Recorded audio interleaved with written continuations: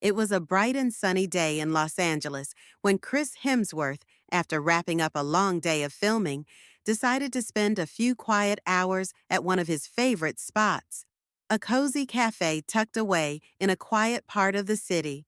He had grown accustomed to the fast pace of Hollywood life, but on days like this, he craved the simple pleasure of a peaceful cup of coffee away from the limelight. As he walked into the cafe, he immediately felt the warmth of the place, with its soft lighting, comfortable chairs, and the aroma of freshly brewed coffee. The cafe was a sanctuary of sorts, a place where he could be just a regular person, free from the distractions of fame and attention. Chris sat down by the window, enjoying the view of the bustling street outside. His mind wandered, but he found solace in the quiet moments of reflection. After a few minutes, as he was sipping his coffee, Chris noticed a young man sitting at a table across the room. The man, perhaps in his early 20s, seemed to be deep in thought, his hands nervously tapping on the table. Chris couldn't help but notice the look of uncertainty in the young man's eyes. There was something about him that seemed familiar, something that resonated with Chris, and it wasn't just his age or appearance. It was the feeling of someone who was struggling with their place in the world, someone who was unsure of their next step. The young man caught Chris's eye and, after a moment of hesitation, stood up and walked over to his table. Chris smiled warmly, sensing that the young man needed someone to talk to. "Hey," Chris greeted him kindly. "What's on your mind?" The young man, visibly nervous, cleared his throat before speaking. Sorry to bother you," he said, his voice trembling slightly. "I don't mean to interrupt your day, but I've been trying to figure something out. I'm an actor, or at least I'm trying to be, and, well, things aren't going well. I don't know if I'm cut out for this life. I'm just struggling." Chris studied him for a moment, sensing the weight of his words. The young man's eyes were filled with doubt, and there was a sense of frustration that seemed to hang in the air. Chris leaned back in his chair, inviting the young man to sit down. "You're not interrupting," Chris said gently. "Take a seat. I think I know a little bit about struggling with this career."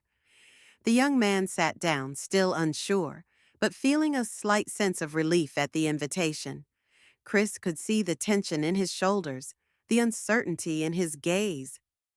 "I've been working in this industry for a few years now," the young man continued, his voice low. "I keep getting close, but I never seem to break through.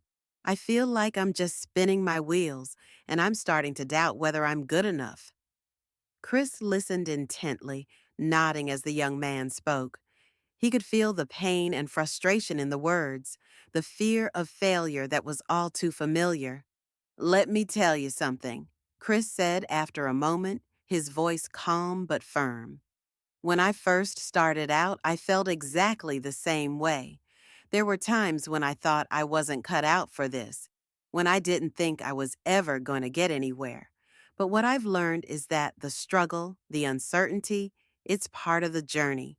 It's not about being perfect or having everything figured out. It's about showing up day after day and doing the work. It's about believing in yourself, even when no one else does." The young man looked at Chris, his eyes wide with disbelief. "But what if I'm just not good enough? What if I'm not meant to make it?" he asked, his voice laced with fear. Chris smiled softly, his expression filled with understanding. "I get it. But let me tell you this, no one knows what's going to happen in the future. We all face rejection. We all face setbacks. But that doesn't define us. What matters is how we handle those moments.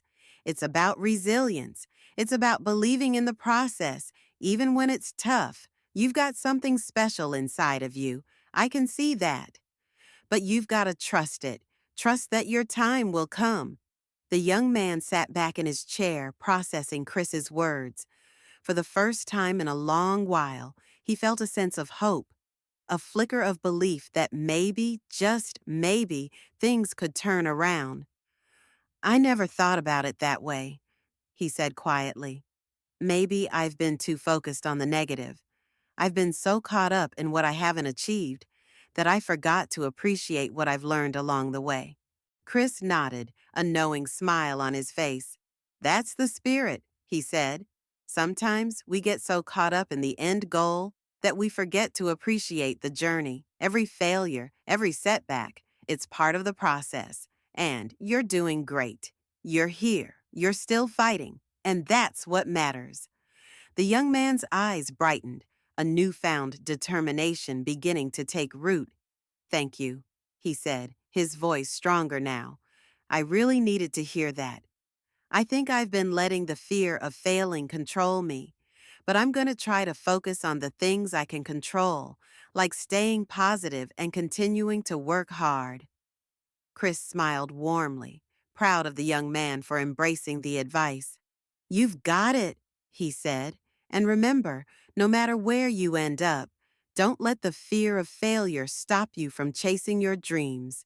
Keep pushing forward and trust that the right opportunities will come your way. As the young man stood up to leave, he looked at Chris with a sense of gratitude.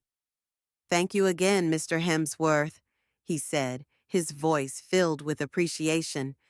You've really given me a new perspective on this whole thing. Chris nodded, giving him an encouraging smile. Good luck, and remember, never stop believing in yourself.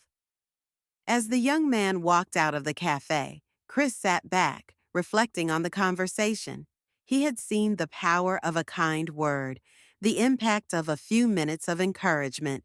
It was a reminder that sometimes the simplest acts of kindness, offering a listening ear, giving someone a little hope, could be the most powerful gifts we give to one another.